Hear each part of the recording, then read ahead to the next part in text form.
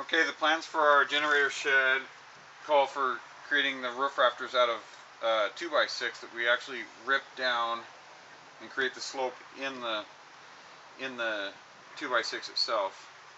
And it'll go from 5.5 inches to 3.5 inches. We'll put a 2x4 on this end and a 2x6 on this end for the roof. So we've already cut our boards to the 3 foot 5 inches for the shed. We'll take one end and we're going to measure up 3.5. I'll just put a mark there. And just take a straight edge, get a straight 2x4,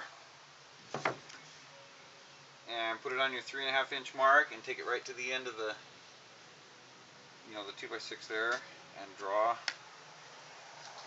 straight line. And we'll do that with both of them, or all three of them. There's 3 of these. Do it with all 3 of them, and then we're going to take it to our table saw and rip it. You can rip it with a regular circular saw, but we're going to use a table saw because we have it and it's a little bit more powerful. Okay, we're going to rip these rafters down from the 3.5 inch down to the 5.5 inch, and we are using a table saw to do this because the table saw is a little bit stronger, and we have one. If you don't have one, you can use a circular saw. It just takes a little bit more time. The blade's a little smaller and it just takes a little more time. It's harder to cut with the grain than it is against the grain, so your blade will not like it as much. When you're ripping, remember to kind of go slow and let the blade keep its full speed so that it cuts, and try and keep it straight so that the blade doesn't bind on the edges and heat up. And ultimately, the things to watch out for is keeping the blade moving so that that heat doesn't build up, and because it can warp the blade and burn the wood. It's not good. On this rafter, we're going to start at the 3.5 inch end and go to the 5.5 inch end, and the reason for that is that it's easier to start it with a full edge instead of trying to start it on a sliver.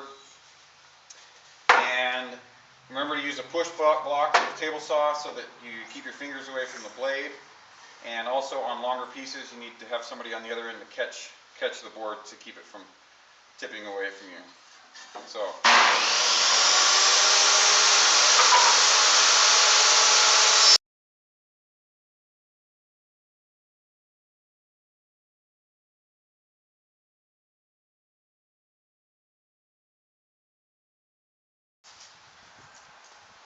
Alright, now we've got all the parts cut out to frame our roof.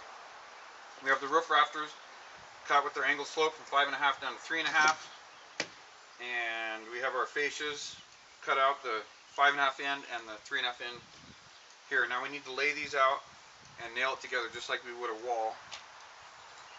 The plans call for a rafter on ends and then the middle, one on each end, one in the middle, and so it's the same process as laying out a wall. You just mark where your rafter is going to go on the ends.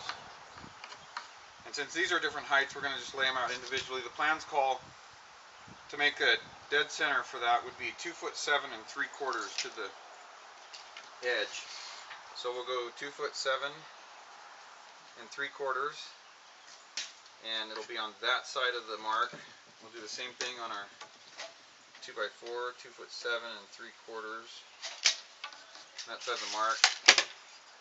Make our square and make it all the way down.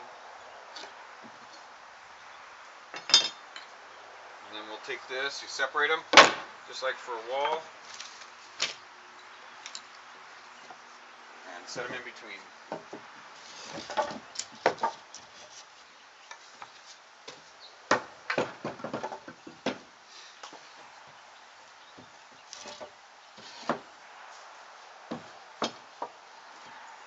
Take our same 12D nails and 2 nails in each one.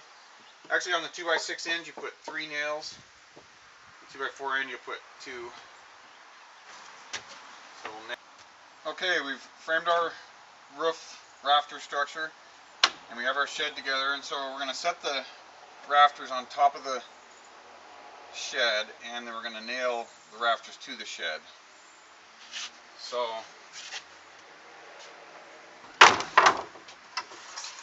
the start at one corner and toenail in about every 16 inches around the perimeter of the shed.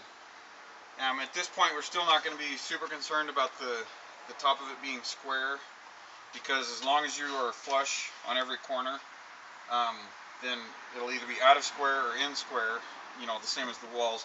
We will square up the walls and true them up when we put the siding on, because they'll actually hold it in place.